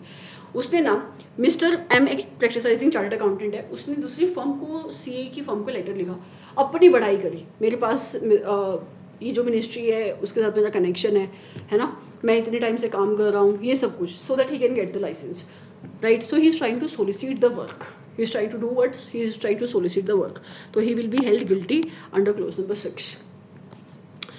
Moving forward to next question, that is, during the opening ceremony of a new branch of CA Young, his friend CA Old introduced to CA Young his friend and client Mr. Rich, the owner of export house whose accounts have been audited by CA. कोई function चल रहा था, opening branch open हुई थी, तो CA young ने अपने friend को इंट्रोड्यूस किया जो कि सीए ओल्ड है अपने क्लाइंट के साथ जिसका नाम है मिस्टर रिच, ठीक है। 15 साल से इसका क्लाइंट था। कुछ दिन के बाद मिस्टर रिच आया सीए यंग के पास और कहने लगा, उसने एक सर्टिफिकेशन वर्क को ऑफर किया है, had done by CA old. जो काम पहले सीए ओल्ड करता था अब कह रहा है कि अब मैं सीए यंग से वो काम करवाऊंगा, राइट। और सीए ओल्ड ने उस काम को ले भी लिया, for which fee was not less than a fee which is charge by CA old in the earlier period. वो कहता है कि जितना आपका पहले वाला सीए काम करता था उतनी ही फी मैं चार्ज करूंगा। क्या उसने गलत किया या सही किया? आपका दोस्त और आप दो सीए हो, पार्टी में खड़े हो, ठीक है, एंड आपका क्लाइंट है, मान लो मेरा क्लाइंट और मेरा दोस्त है, मेरा क्लाइंट है, मैं अपने फ्रेंड से हाई लो करवा रही हूँ कि ये देखो ये भी सीए, बाद में मेरे ही काम को मेरा फ्रेंड लेके चला जाता है, फी भी उतनी चार्ज कर रहा है, मतलब you are basically accepting a work which is emanating from another CA without first consulting with that CA. तो अगर कोई ऐसा काम आप एक्सेप्ट करते हो तो इंस्टीट्यूट कहता है कि सबसे पहले आप उस सीए को बताओ जिसके थ्रू ये काम आया है, right, otherwise you will be held guilty of professional misconduct. ये क्यों है ये गाइडलाइन? ताकि कोई अननेसेसरी अनहेल्दी कॉम्पिटिशन ना हो, राइट। तो यहाँ पे वो गिल्टी होगा, यस वो गिल्टी होगा। कहाँ पे होगा? शेड्यूल नंबर 1 के पार्ट नंबर 1 के क्लोज नंबर 6 में गिल्टी होगा। रीज़न क्या है? काउंसिल की गाइडलाइंस है कि कोई भी काम जो एमिनेट हो रहा है मतलब जो राइज हो रहा है किसी और सीए के थ्रू, आप उसको एक्सेप्ट नहीं कर सकते अनलेस अगर आपने उस पहले सीए को नहीं बताया है। Moving forward to another question, mister B is a chartered accountant in practice, is a partner of 4 firms while printing his personal letterheads. CA है, प्रैक्टिस में है, 4 पार्टनर है उसकी फर्म में, partner of sorry mister B chartered accountant है, practice में है, 4 firm का पार्टनर्स है। while printing his personal letterhead, अपने पर्सनल लेटरहेड, फर्म के लेटरहेड पे नहीं, मिस्टर बी ने नाम दे दिए हैं कि देखो मैं ए फर्म में भी पार्टनर हूँ, बी फर्म में भी पार्टनर हूँ, सी में भी पार्टनर हूँ और डी में भी पार्टनर हूँ। क्या उसने सही किया या गलत किया? This is allowed, right. तो उसने वो गिल्टी नहीं है। क्लोज नंबर 7 यहाँ पे क्यों एप्लीकेबल हुआ है? क्योंकि क्लोज नंबर 7 बात करता है प्रोफेशनल अटेनमेंट्स की, अपने काम की बढ़ाई करने की। तो क्या वो अपने काम की बढ़ाई कर रहा है? नहीं, उसने सिर्फ अपने पर्सनल लेटर हेड पे सिर्फ ये बताया देखो मैं इस फॉर्म में पार्टनर हूँ, इस फॉर्म में पार्टनर हूँ। तो रीज़न क्या है? कोई प्रोहिबिशन नहीं है printing of all the name of the firms जहाँ जहाँ पे आप पार्टनर हो अपने पर्सनल हेड पे। काउंसिल की ऐसी कोई प्रोहिबिशन नहीं है, तो वो गिल्टी नहीं होगा। Moving forward to next question, mister B is a practising chartered accountant as well as a qualified lawyer. 2 degree है उसके पास, लॉयर भी है वो और उसके साथ साथ प्रैक्टिसाइजिंग चार्टर्ड अकाउंटेंट भी है। उसको परमिशन दी हुई है बार काउंसिल ने, ठीक है, कि तू प्रैक्टिस कर ले एज ए लॉयर ऑल्सो, मतलब सीए का भी काम कर रहा है और उसने बार काउंसिल से प्रैक्टिस की परमिशन ली हुई है एज ए लॉयर। उसने अपने विजिटिंग कार्ड्स पे प्रिंट करवाया हुआ है designation as a chartered accountant and advocate. So you can not use both the designation together, ठीक है। So if you are using any designation other than a CA, तो आप कहाँ पे गिल्टी होते हो? क्लोज नंबर 7 में। तो क्या ये गिल्टी है? हाँ। जो काम तुम सीए की कैपेसिटी में करोगे वहां पे तुम सीए लिखोगे, जो काम तुम एडवोकेट की कैपेसिटी में कर रहे हो वहां पे तुम सीए का वर्ड यूज नहीं कर सकते, otherwise you will be held guilty of professional misconduct under clause number 7। Moving forward to next question, mister Nigel is a chartered accountant in practice delivered a speech. इस बंदे ने speech दी है national conference पे जो organise करी थी ministry of textile ने, मतलब कहीं तो खड़ा होकर बोल रहे हैं। फिर कहता है वाइल डिलीवरिंग द स्पीच, जब ये बोल रहा था, स्पीच दे रहा था, he told the audience that he is a management expert. क्या बताया ये? क्या बोला इसने? कि मैं मैनेजमेंट एक्सपर्ट हूं। है कौन ये? सीए इन प्रैक्टिस है और खुद को क्या बोल रहा है? Management expert. मतलब एक सीए इन प्रैक्टिस किसी और डेजिग्नेशन को यूज कर रहा है, तो कौन से क्लोज में गिल्टी होगा? 7 में।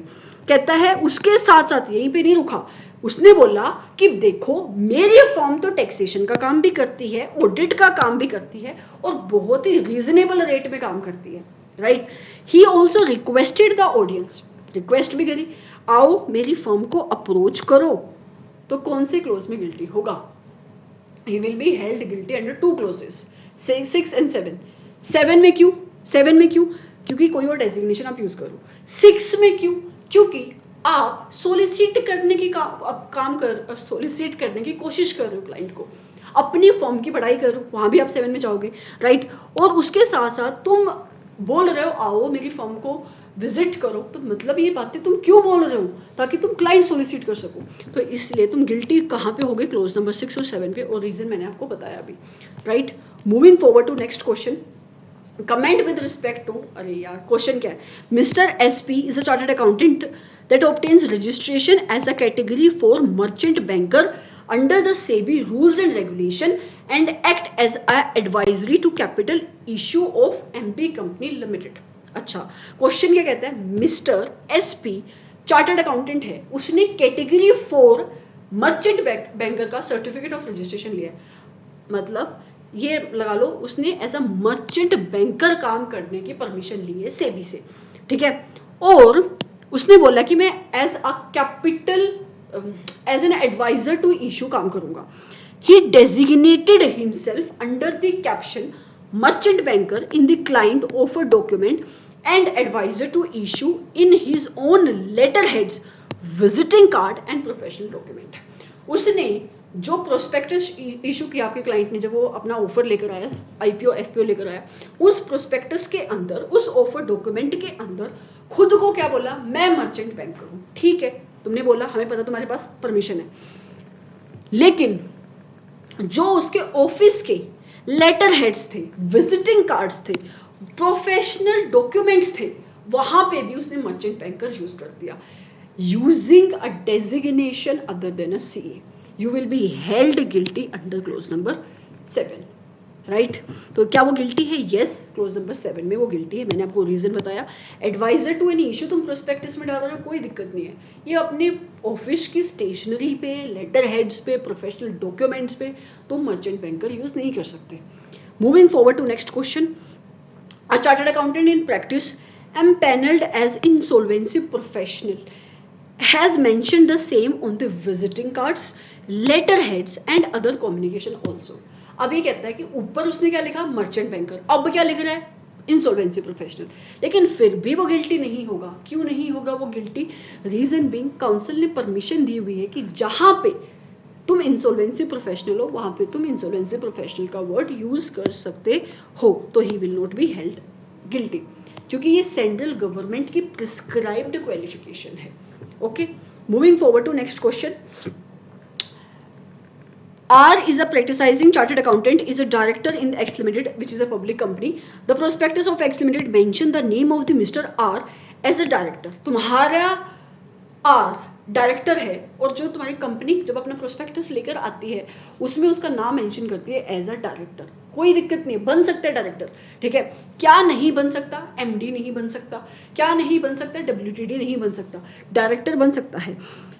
उसकी प्रोफेशनल अटेनमेंट के साथ साथ आर को डायरेक्टर लिखती है और साथ साथ में उसका स्पेशलाइजेशन का एरिया, उसके एक्सपर्टीज का एरिया, उसकी प्रोफेशनल अटेनमेंट की बात कर रही है. तो क्या वो लिख सकते हैं? नहीं. अगर तुम अपने प्रोफेशनल अटेनमेंट्स के बारे में बोलोगे तो तुम गिल्टी होगे. यस. कौन से क्लोज में होगे? Clause number 7 schedule number 1 part number 1 में गिल्टी होगे. Moving forward to next question. Mr. X is a chartered accountant, accepted his appointment as the tax auditor of the firm under section 44AB of the Income Tax Act and commenced the audit work within 2 days. कहता है बहुत जल्दी में था आपका ये CA, इसको tax audit मिली और जैसे ही उसको ऑडिट मिली उसने 2 दिन के अंदर अपने क्लाइंट उसने काम करना शुरू कर दिया क्योंकि उसका क्लाइंट जल्दी में था, क्योंकि क्लाइंट को क्या भरनी थी? अपनी इनकम टैक्स की रिटर्न भरनी थी ड्यू डेट से पहले. हुआ ऐसा कि उसने जब ऑडिट करना शुरू किया, टैक्स ऑडिट करना शुरू किया, आपके सीए को एक रियलाइजेशन हुई. रियलाइजेशन क्या हुई? कि उससे तो एक गलती हो गई है.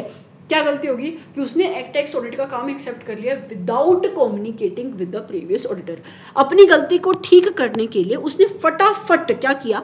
एक रजिस्टर्ड पोस्ट के थ्रू कम्युनिकेशन भेज दी. तो क्या वो गिल्टी है? कम्युनिकेशन कब भेजनी चाहिए थी? एक्सेप्टेंस से पहले. एक्सेप्टेंस दे दी, काम करना शुरू कर दिया, उसके बाद तुम्हें गलती की रियलाइजेशन हुई, तब तुम कम्युनिकेशन भेज रहे हो. तो क्या तुम प्रोफेशनल मिसकंडक्ट से बच जाओगे? नहीं. तुम प्रोफेशनल मिसकंडक्ट के दोषी होगे. तो कौन से क्लोज में होगे? क्लोज नंबर 8 में होगे. गिल्टी होगे? यस होगे. Right. Moving forward to next question. W is a chartered accountant, has sent letters under certificate of posting to the previous auditor informing his appointment as an auditor before commencement of the audit by him. क्या ये valid communication है? कहता है उसने communication कैसे करी? Certificate of posting से. Communication होनी कैसे चाहिए? कम्युनिकेशन होनी चाहिए आपके पोस्टल एड्रेस पे बाय एक्नोलेजमेंट ड्यू या फिर हैंड डिलीवरी से रिटर्न में आप एक्नोलेजमेंट लेकर आओ. सिर्फ तुम सर्टिफिकेट ऑफ पोस्टिंग से कम्युनिकेशन कर रहे हो, this is not a valid communication. कहाँ पे गिल्टी हो गए? क्लोज नंबर 8 में तुम गिल्टी हो गए. राइट. रीजन मैंने आपको बताया क्या है.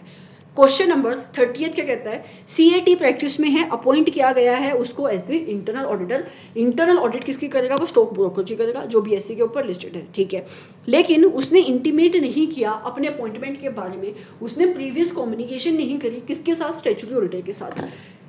इंटरनल ऑडिटर कम्युनिकेशन किसके साथ करेगा? इंटरनल ऑडिटर के साथ. पैरेलल कम्युनिकेशन करना अलाउड नहीं, मतलब पैरेलल पोजीशन पे अलाउड नहीं. अलाउड मतलब रिक्वायर्ड नहीं है कम्युनिकेशन करना. तो अगर इंटरनल ऑडिटर है तो उसको कम्युनिकेशन इंटरनल ऑडिटर के साथ करनी है, ना कि स्टैट्यूटरी ऑडिटर के साथ. तो उसने नहीं करी तो कोई उसको प्रोफेशनल मिसकंडक्ट उसने नहीं किया है. सो कौन सा क्लोज यहाँ पे एप्लीकेबल होगा? Clause number 8. क्या वो गिल्टी है? वो गिल्टी नहीं है. मैंने आपको रीजन बताया. Moving forward to next question. कहता है P is a chartered accountant, has accepted the appointment as the auditor of the QRS company without ascertaining the company whether the requirement of this section 139 and 140 of the Companies Act 2013 had been complied with. However, he realized his defect only after the acceptance. कहता है 139 140 में आपको compliance ensure करना पड़ता है, मतलब acceptance देने से पहले एक CA को इंश्योर करना पड़ता है कि जो भी प्रोविजन से section number 139 and 140 of the companies act 2013 वो कंप्लाई कर रहा है. उसने नहीं देखा तो गिल्टी कहाँ पे हो गई? क्लोज नंबर 9 में. उसने बाद में रियलाइज हो गया, बाद में हमें नहीं पता. एट द टाइम ऑफ जब तुम एक्सेप्टेंस देख रहे हो उस टाइम पे तुमने कंप्लायंस देखा? नहीं देखा. तो गिल्टी कहाँ पे हो गई? क्लोज नंबर 9 में. Moving forward to next question. CAX was appointed as the auditor of ABC limited. ठीक है. कौन से फाइनेंशियल ईयर के लिए? 19-20 के लिए. Since he decline to accept the appointment. देखो क्वेश्चन इंपॉर्टेंट है. कहता है कि CAX को अपॉइंट किया गया है ऑडिटर ABC लिमिटेड का. कौन से फाइनेंशियल ईयर के लिए? 19-20 के लिए. उसने डिक्लाइन कर दी एक्सेप्टेंस. ठीक है. The board of the directors appointed CAY. मतलब आपने सबसे पहले ABC लिमिटेड को अप्रोच किया, सॉरी CAX को अप्रोच किया ABC लिमिटेड ने कि मेरा ऑडिटर बन जाओ. उसने एक्सेप्टेंस नहीं दी. उसके बाद आप किसके पास गए? CAY के पास. तो उसने CAY ने एक्सेप्टेंस दे दी. अब सुनो मेरी बात. जब तक तुम्हारा ऑडिटर एक्सेप्टेंस नहीं देता है तब तक वो एक वैलिड अपॉइंटमेंट नहीं होती है। तो अगर वैलिड अपॉइंटमेंट नहीं होती है उस केस में तो कैजुअल वैकेंसी होगी ही नहीं। यहाँ पे अपॉइंटमेंट कौन कर रहा है? Board of directors. तो मतलब ये कह रहे हैं कि क्योंकि इसने एक्सेप्टेंस नहीं दी तो हमने इसको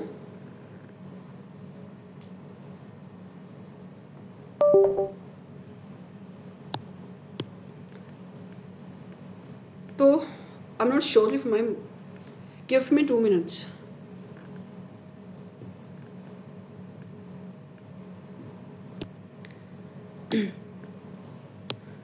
ओके वो कहता है कि ये क्या सोच रहे हैं कि उसने एक्सेप्टेंस नहीं दी, इसका मतलब कैजुअल वैकेंसी होगी। Casual vacancy under section 139 sub section 8 तब होगी जब एक वैलिड एक्सेप्टेंस है। एक्सेप्टेंस हुई ही नहीं तो कैजुअल वैकेंसी अराइज हुई ही नहीं। तो कैजुअल वैकेंसी जब अराइज हुई ही नहीं तो बोर्ड ऑफ डायरेक्टर्स उसको कैसे फुलफिल करेंगे? कौन करेगा कंटिन्यू? जो आपका रिटायरिंग ऑडिटर है उसी को अपना ऑफिस कंटिन्यू करना पड़ेगा इस केस में। तो यहाँ पे जो आपकी सेक्शन नंबर 139 और 140 की प्रोविजंस है आपने उसका कंप्लाइंस नहीं किया तो गिल्टी कहाँ पे हो गए? क्लोज नंबर 9 में गिल्टी हो गई। यस, रीजन मैंने आपको अभी अभी बताया, राइट कि 139 सब सेक्शन 10 ये कहता है कि जहां पे एजीएम में कोई ऑडिटर अपॉइंट नहीं किया तो आपका जो रिटायरिंग ऑडिटर है वही कंटिन्यू करेगा ऑफिस। तो तुम बोर्ड ऑफ डायरेक्टर्स अपॉइंट कर रहे हो ये सोच के कि कैजुअल वैकेंसी राइज होगी, जबकि कैजुअल वैकेंसी राइज हुई नहीं है तो it is not a valid appointment. जो आपका section number 139 sub section number 10 है आपने उसका कंप्लाइंस नहीं किया।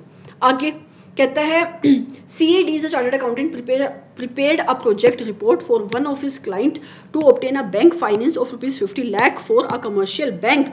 Consequent to his section of the loan by the bank, CAD raised a bill for his services at the rate of the 2% of the loan sanction. Close number 10 कहता है schedule number 1 के schedule number 1 का part number 1 का close number 10 कहता है कि एक CA in practice को हम गिल्टी मान लेंगे प्रोफेशनल मिसकंडक्ट का अगर उसने परसेंटेज बेसिस पे फीस चार्ज करी तो। लेकिन फिर भी रेगुलेशन नंबर 192 ए है, शायद 192 ही है, ठीक है। 192 बोलती है कुछ ऐसी सर्विसेज लिस्ट डाउन करती है कि जिनके रिलेशन में आपका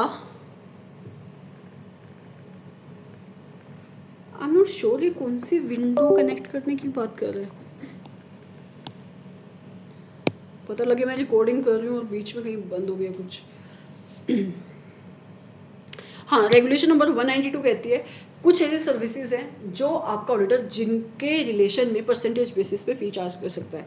तो ये उनमें से एक सर्विस है कि अगर आप बैंक से लोन ले रहे हो तो कितना लोन आपको मिला, मतलब अगर आपका क्लाइंट बैंक से लोन ले रहा है तो कितना उसने लोन मिला, किस अमाउंट का, उसका एक पर्टिकुलर परसेंटेज के बेसिस पे आपका CA फी चार्ज कर सकता है। तो यहाँ पे वो गिल्टी नहीं होगा। क्लोज कौन सा एप्लीकेबल होगा? 10। गिल्टी होगा नहीं, क्यों नहीं होगा? क्योंकि रेगुलेशन नंबर 192 इस चीज़ को अलाउ करती है। मूविंग फॉरवर्ड, ये भी आपका सिमिलर क्वेश्चन है। यहाँ पे क्या है, आपका जो CA इन प्रैक्टिस है वो फी चार्ज कर रहा है on the basis of percentage, लेकिन परसेंटेज किसकी?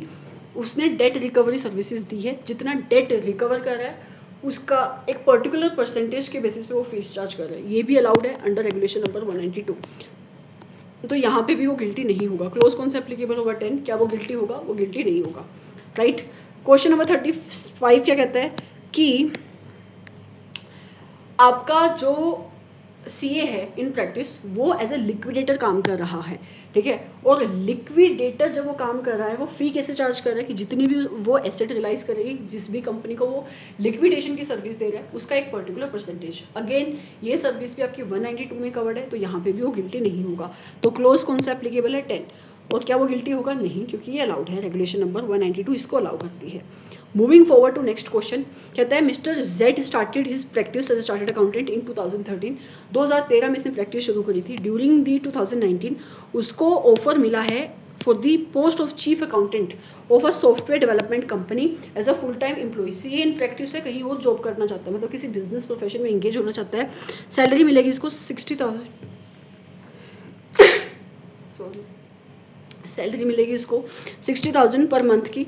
जैसे ही उसने ऑफर को एक्सेप्ट किया mister Z converted his practice into partnership firm. उसने अपनी सोल प्रोप्राइटरशिप को पार्टनरशिप फर्म बना लिया और उसने किसी और चार्टर्ड अकाउंटेंट को हायर कर लिया as a partner. Mister Z ने इंस्टीट्यूट से कोई परमिशन नहीं ली, किसी भी बिजनेस किसी भी प्रोफेशन में आप इंगेज हो रहे हो without obtaining a specific permission from your institute, you will be held guilty of professional misconduct under which close number 11। क्या वो गिल्टी है? यस। कहाँ पे? क्लोज नंबर 11 में, मतलब शेड्यूल नंबर 1 के पार्ट नंबर 1 के क्लोज नंबर 11 में गिल्टी है। यस। क्यों? क्योंकि आपने इंस्टीट्यूट से स्पेसिफिक परमिशन नहीं ली।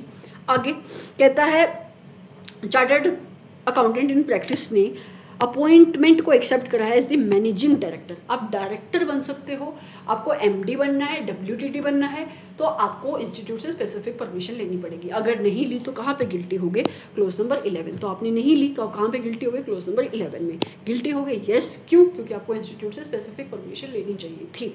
Moving forward to next question, Mr. M is a chartered accountant in practice, is the statutory auditor of the S Limited for the year ended 31 March 2019.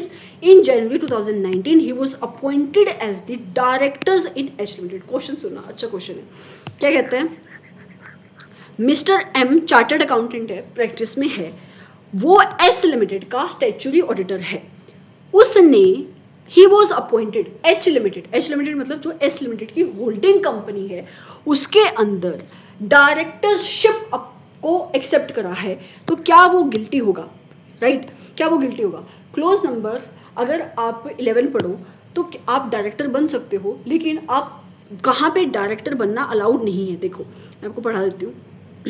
As per clause number 11 of part number 1 of the first schedule, a CA in practice can be the director of a company. तुम director बन सकते हो where he or any of his partner is not interested in such a company. such a company यहाँ पे holding और सबसी word use नहीं है, simple सी word में जहाँ पे ए लिमिटेड है, ये बी लिमिटेड है, ठीक है।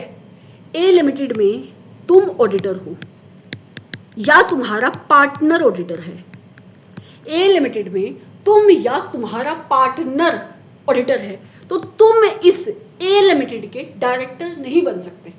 बन सकते हो, हाँ, नहीं मतलब नहीं बन सकते, ठीक है। लेकिन ये जो बी लिमिटेड है ये तुम्हारी सबसी है या होल्डिंग है, इसमें तुम बन सकते हो, इसमें किसी ने कोई रिस्ट्रिक्शन नहीं लगाई, ठीक है। तो इस सिचुएशन में कहता है हाँ वो बन सकता है, ये रिस्ट्रिक्टेड नहीं है क्लोज नंबर 11 में। क्या वो गिल्टी नहीं है? यहाँ पे गिल्टी नहीं है या है, ऐसा क्वेश्चन आपको आंसर नहीं देना, क्योंकि बहुत ही एम्बिग्यूअस क्वेश्चन है, राइट। क्योंकि आपके इंस्टीट्यूट ने आंसर कैसे लिखा, अगर हम इसको पब्लिक के फायदे में सोचें और इंडिपेंडेंस को ध्यान में रखें, तो क्योंकि सबसी और होल्डिंग का रिलेशनशिप है तो इस अपॉइंटमेंट को एक्सेप्ट नहीं करना चाहिए, ये लिखा। तो आप भी इसमें गिल्टी या नॉट गिल्टी मेंशन नहीं करोगे, ऑल्दो मैंने इसको गिल्टी लिखा है, राइट, कंसिडरिंग कि वो इसकी इंडिपेंडेंस हैम्पर होगी। जब आपके पास ऐसे क्वेश्चन आते हैं जिसमें एम्बिग्यूटी होती है, जिसमें क्लैरिटी नहीं होती, वहाँ पे आप अवॉइड क्या करो, इस वर्ड को यूज़ करना। आप प्रोविजन लिख दो, आप क्लोज लिख दो, गिल्टी है नॉट गिल्टी है मत लिखो। मैक्सिमम क्या होगा, 1 नंबर कटेगा, पूरा क्वेश्चन गलत नहीं होगा, right. Moving forward to next question, Mr. A is a chartered accountant in practice, has been appointed as the editor of the monthly journal which analyzes the performance of the stock market and mutual funds के। आपका CA in practice editor बन सकता है किसका? Professional journals का। Council की general permission है, उसके अलावा प्रोफेशनल जर्नल के अलावा उसको एडिटरशिप करनी है किसी भी जर्नल की, तो काउंसिल की स्पेशल परमिशन लेनी पड़ेगी। अगर नहीं लिया तो गिल्टी हो जाएगा क्लोज नंबर 11 पे। तो यहाँ पे किसकी एडिटरशिप कर रहा है? एक ऐसे जर्नल की जो एनालाइज करता है performance of the stock market. तो ये आपका प्रोफेशनल वर्क से रिलेटेड जर्नल नहीं है, तो उसने काउंसिल की स्पेशल परमिशन नहीं ली, तो वो गिल्टी है under clause number 11। Moving forward to next question, कहता है कि CA प्रीति जो कि आपकी इनकम टैक्स प्रैक्टिशनर है, बहुत ही उसको शौक है खाने का, इस वजह से उसने एक कुकरी बुक लिखी है। कुकरी बुक वगैरह लिखना ये सारी चीज़ें अलाउड है, आप ऑथरशिप कर सकते हो, ऑथर बन सकते हो किसी भी बुक के, काउंसिल की जनरल परमिशन है, तो आप क्लोज नंबर 11 में गिल्टी नहीं होगे, you will not be held guilty.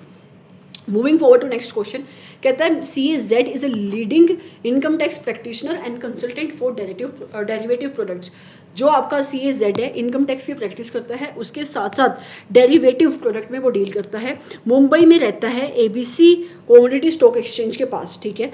And does the trading in commodity derivatives. Every day, हर रोज 50% अपने टाइम का कमोडिटी ट्रांजेक्शन में लगाता है। तुम कैसे प्रैक्टिशनर हो?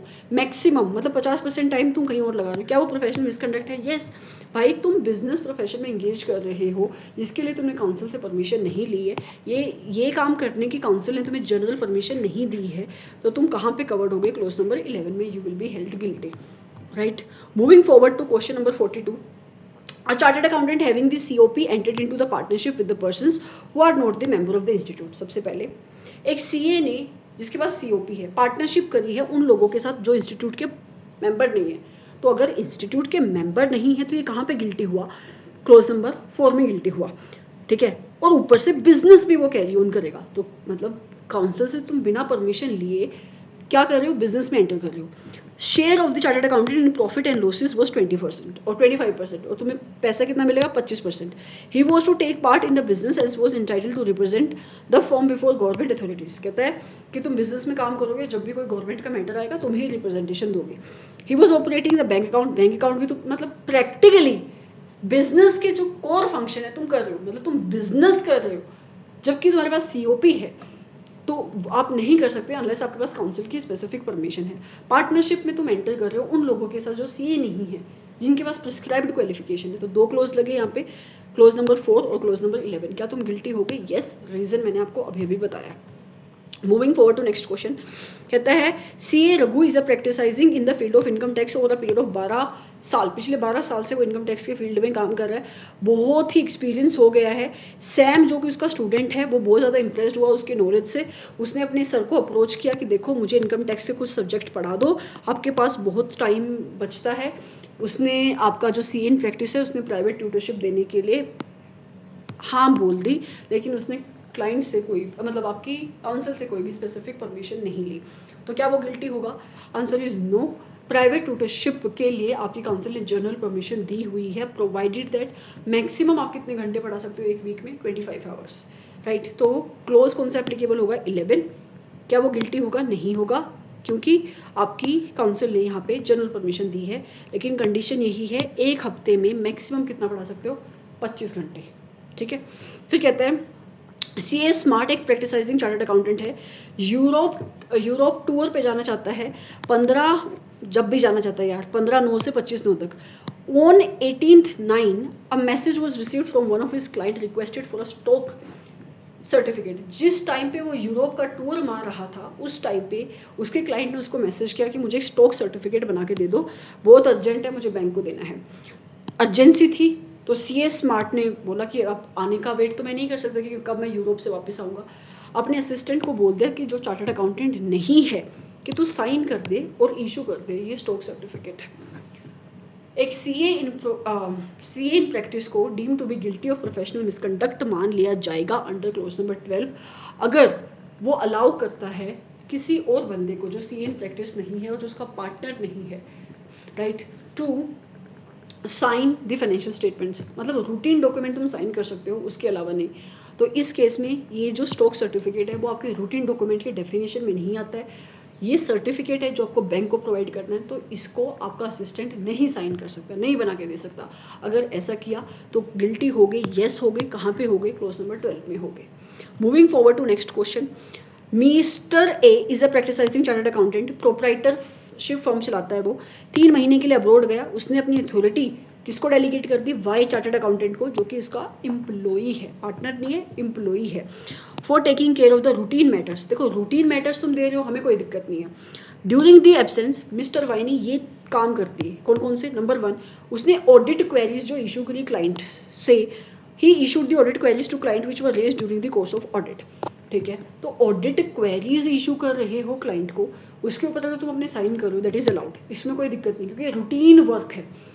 उसने प्रोडक्शन सर्टिफिकेट दिया है क्लाइंट को under GST law. GST law में किसी आपकी GST की अथॉरिटी ने प्रोडक्शन सर्टिफिकेट मंगवाया होगा, तो प्रोडक्शन सर्टिफिकेट इशू करना is not a work of routine nature, इसको तुम नहीं कर सकते। तो आपके फर्स्ट पॉइंट में तो he will not be guilty under clause number 12, लेकिन यहाँ पे he will be guilty, right. आगे उसने अटेंड करी है इनकम टैक्स की proceeding for a client as the authorised representative. तो अपने क्लाइंट के बिहाफ पे अपने असिस्टेंट को भेज सकते हो, क्योंकि क्लाइंट के बिहाफ पे रिप्रेजेंटेशन देना ये भी आपके डे टू डे मतलब रूटीन नेचर का काम है, तो he will not be held guilty. तो वो गिल्टी कहाँ पे होगा? सेकंड पॉइंट में।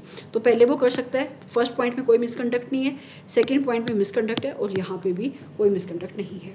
Moving forward to next question, same ही लाइन पे चल रहा है, ठीक है। ऊपर वाला कौन कौन सी सर्विस दे दी आपके असिस्टेंट ने?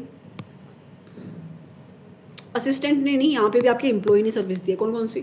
नेटवर्थ सर्टिफिकेट इशू करा है अपने क्लाइंट को, जैसे ऊपर उसने स्टॉक रिपोर्ट इशू करी थी, तो ये भी अलाउड नहीं है, ठीक है, क्योंकि रूटीन नेचर का नहीं है। बैंक को फर्निश करोगे, बैंक लोन देगा, सो दिस इज नॉट अलाउड। तो यहाँ पे प्रोफेशनल मिसकंडक्ट होगा, लेकिन तुम रिप्रेजेंटेशन दे सकते हो before the GST authorities, that is allowed. तो वो कहाँ पे गिल्टी होगा? फर्स्ट पॉइंट में होगा, सेकंड पॉइंट में नहीं होगा। कौन सा क्लोज एप्लीकेबल होगा? Clause number 12 will be applicable. Moving forward to next question. अब क्या है कि ऊपर वाले क्वेश्चन 12 क्लोजेस खत्म हो गए, नीचे वाले कुछ इंपॉर्टेंट क्वेश्चन थे जो लेटेस्ट अटेम्प्ट में थे, तो वो यहाँ पे मैंने कवर कर रहे हैं। कौन कौन से क्वेश्चन है? CA Ravi is a practising chartered accountant, was the proprietor of messrs Ravi and associate. CA Ravi आपके मेसर्स रवि एंड एसोसिएट्स का प्रोप्राइटर था। सीए रवि की डेथ हो गई है 15 सितंबर 2020 को। क्यों? उसको हार्ट अटैक आ गया। Only family member left behind CA Ravi was his wife. उसकी वाइफ रहेगी पीछे से बस। रूही ने 30 सितंबर 2021 को सोल्ड करी है practice to of her husband to CA Balwan for 25 lakh along with the right to use the name of the firm, that is Ravi and Associates, and requested the institute to consider the effect of such sale. Institute को cell के बारे में, cell कितने साल में complete हो जानी चाहिए? 1 साल के अंदर। 1 साल कब से? जब से तुम्हारे आपके मेंबर की डेथ हुई है। मेंबर की डेथ कब हुई है क्वेश्चन में? 15 सितंबर 2020। तो कब तक तुम्हें इस सेल को कंप्लीट करना था? सितंबर 21, 14। और कब हुई है ये? 30 सितंबर, 1 साल के बाद। क्या ये वैलिड है? नहीं वैलिड है, right. Give your comments on the following. क्या कमेंट है? Whether Ruhi can sell the practice. नहीं बेच सकती। क्यों नहीं बेच सकती? 1 साल से तुम लेट हो गए हो। दूसरा, क्या बलवान कंटिन्यू कर सकता है? 1 साल के बाद तुम आ रहे हो, तो उस केस में तुम्हारा जो इंस्टीट्यूट है बैठा नहीं हुआ है। सिंपल सी बात है, होती क्या प्रोविजन कि 1 साल तक इंस्टीट्यूट नाम को होल्ड करके रखता है, एबियंस में रखता है, राइट। 1 साल तक तुम इंस्टीट्यूट को इंटीमेट नहीं करोगे, सेल नहीं करोगे प्रैक्टिस को, तो वो कोई और बंदा आकर अगर इसी नाम पे प्रैक्टिस करना चाहेगा तो इंस्टीट्यूट उस नाम को वहाँ दे देगा। तो अगर इंस्टीट्यूट ने उस नाम को वहाँ पे दे दिया, तुम कैसे प्रैक्टिस कर सकते हो इस नाम से? ठीक है, तो तुम यहाँ पे क्लोज कौन सा एप्लीकेबल होगा? Clause number 2, right. तो यहाँ पे तुम अप्लाई इस प्रोविजन को पढ़ सकते हो। गुडविल वाली प्रोविजन है यहाँ पे। Mr. Shirish is a chartered accountant in practice, delivered a speech in the national conference organized by the Ministry of Information. अच्छा, ऊपर वाला बिल्कुल सिमिलर क्वेश्चन है कि ऊपर जैसे उसने स्पीच दी तो क्या बोला उसने? मैं मैनेजमेंट एक्सपर्ट हूँ। मैनेजमेंट एक्सपर्ट था, पता नहीं कौन सा एक्सपर्ट था। यहाँ पे उसने क्या बोल दिया कि मेरे पास मैं कौन हूँ? साइबर सिक्योरिटी एक्सपर्ट हूँ। उसके साथ साथ उसने अपनी फर्म के बारे में बोला कि मेरी फर्म क्लाउड अकाउंटिंग की सर्विस देती है, IT गवर्नेंस की सर्विस देती है। और रीजनिंग बिल्कुल सिमिलर क्वेश्चन है, 2 बार हो गया है ये रिपीट, सॉरी मैंने ध्यान नहीं दिया। तो यहाँ पे बिल्कुल सेम क्वेश्चन है, क्लोज नंबर 6 और 7। पर ये है कि वो क्वेश्चन बहुत पहले पूछा गया था और ये क्वेश्चन अभी लेटेस्ट अटेम्प्ट में पूछा गया है। तो मतलब ऊपर वाले क्वेश्चंस ही आपके वापस घूम फिर के आते हैं, थोड़ा बहुत नाम चेंज कर देते हैं। ऊपर मैनेजमेंट एक्सपर्ट था, यहाँ पे उसने साइबर सिक्योरिटी एक्सपर्ट डाल दिया। Moving forward to next question. CA Mehta was appointed as the auditor of the CS Limited for the year 2020-21 in the place of retiring auditor of the CA Gupta। ठीक है, CA Gupta आपका outgoing auditor है, उसकी जगह पे CA Mehta आ रहा है। CA Mehta ने अपनी एक्सेप्टेंस दे दी है after obtaining a certificate from management that the provision of section number 139 and 140 of the Companies Act have been complied with. Clause number 9 कहता है कि एक CA in practice को हम deemed to be guilty of professional misconduct मान लेंगे अगर वो एक्सेप्टेंस देता है विदाउट चेकिंग कि जो आपका section number 139 and 140 of the companies act बोलता है क्या वो कंप्लाई कर रहा है या नहीं कर रहा है। आपकी मैनेजमेंट से सर्टिफिकेट ले लिया कि हमने कंप्लायंस कर लिया है is not the compliance of the close, तो वो गिल्टी होगा। कहां पे होगा? क्लोज नंबर 9 में होगा, right. Moving forward to last question. आप रीजन पढ़ सकते हो, यहाँ पे मैंने लिखा हुआ है, ये सेम ही रीजन है जो मैंने आपको अभी बोला। फिर कहता है Vineet and associates have been offered the statutory auditor of TLP limited as a part of the ethical requirement of the Institute of Chartered Accountants. CAV, who is a partner of the firm, communicated with the previous auditor inquiring whether any professional reasons exist for which he should not accept the audit engagement. Vinith and Associate को appoint नहीं offer की गई है TLP limited की statutory audit, right. उसने communication करी अपने previous auditor से. क्लोज कौन सा एप्लीकेबल होगा यहाँ पे? Close number 8. ठीक है, तो उसने कम्युनिकेशन करी प्रीवियस ऑडिटर से और उसने पूछा कि देखो क्या कोई प्रोफेशनल रीजन एग्जिस्ट करता है कि मुझे ये एक्सेप्टेंस नहीं देनी चाहिए इस ऑडिट को. प्रीवियस ऑडिटर ने इन्फॉर्म किया कि देखो मैंने क्वालिफाइड रिपोर्ट दी थी मैनेजमेंट को, इसलिए मैनेजमेंट मुझे बदल रही है. Content comment with reference to the provisions of chartered accountant act. देखो इसमें जो मेन प्रोविजन है, क्या वो गिल्टी है या नहीं गिल्टी है, वो डिपेंड करेगा किस चीज़ के ऊपर डिपेंड करेगा कि आपका रीज़न क्या था आपके ऑडिटर को हटाने का. प्रोफेशनल रीज़न, 3 ऐसे रीजंस है जो आपका ऑडिटर कंसिडर करता है. 3 ऐसे रीजंस है जिन रीजंस को कंसिडर करने के बाद आपके जो ऑडिटर है इनकमिंग ऑडिटर को एक्सेप्टेंस नहीं देनी चाहिए. कौन कौन सा? नंबर 1, अगर कोई नॉन कंप्लाइंस हुआ है सेक्शन नंबर 139 140 का. नंबर 2, अगर अनडिस्प्यूटेड फी थी, मतलब फी आपका क्लाइंट पे नहीं कर रहा, कोई डिस्प्यूट नहीं उसके ऊपर. और तीसरा, अगर क्वालिफाइड ऑडिट रिपोर्ट. लेकिन ये जो तीसरा पॉइंट है, पहला और दूसरा रीज़न है, मतलब अगर पहला और दूसरे रीज़न की वजह से आपका जो ऑडिटर है वो जा रहा है, उस केस में तो आप एक्सेप्टेंस नहीं दोगे. लेकिन अगर इसलिए कि आपके आउटगोइंग ऑडिटर ने क्वालिफाइड ऑडिट रिपोर्ट दी है और इस बार आपका ऑडिटर चेंज हो रहा है, तो ये आपका ऑप्शनल पॉइंट है. मतलब ये कंपल्शन नहीं है कि यहाँ पे कोई भी रूल नहीं है, रिटर्न नहीं है कि ये आपके ऑडिटर को प्रिवेंट करेगा फ्रॉम गिविंग द एक्सेप्टेंस. लेकिन आपके ऑडिटर को एक्सेप्टेंस देने से पहले रीज़न फाइंड आउट करने पड़ेंगे कि किस रीज़न की वजह से पिछले ऑडिटर को निकाला गया है. अगर सही में ये रीज़न है कि जस्ट बिकॉज उसने क्वालिफाइड ऑडिट रिपोर्ट दे दी, उसको कोई फाइंडिंग मिली होगी, इस वजह से आपको निकाला जा रहा है, तो उस केस में आप एक्सेप्टेंस नहीं दोगे. Otherwise you can give the acceptance, right. तो यही आपको यहाँ पे लिखना है. So this were the 50 questions of schedule number 1 part number 1 के, राइट. इसके बाद जो आपके रिमेनिंग 3 पार्ट रहेंगे शेड्यूल नंबर 1 के, बहुत इजी पार्ट्स हैं, मुश्किल नहीं है. जो आपका मेन पार्ट बचा है अभी, वो है शेड्यूल नंबर 2 का पार्ट नंबर 1, राइट. यहाँ से आपके मैक्सिमम क्वेश्चन पूछे जाते हैं, तो उनको भी हम कवर करेंगे बाकी की क्लासेस में. Till then bye bye. Video को लाइक करके जाना, रीज़न बीइंग क्योंकि इसकी रीच बढ़ेगी. Also I also come to know what kind of content do you want, right. Thank you so much for coming to this channel. Thank you so much for watching this video. Do like this video, share this video if you can, subscribe to this channel if you have not, comment on this video. Have a great day or night जिस भी time पे आप इस video को देख रहे हो. Bye bye.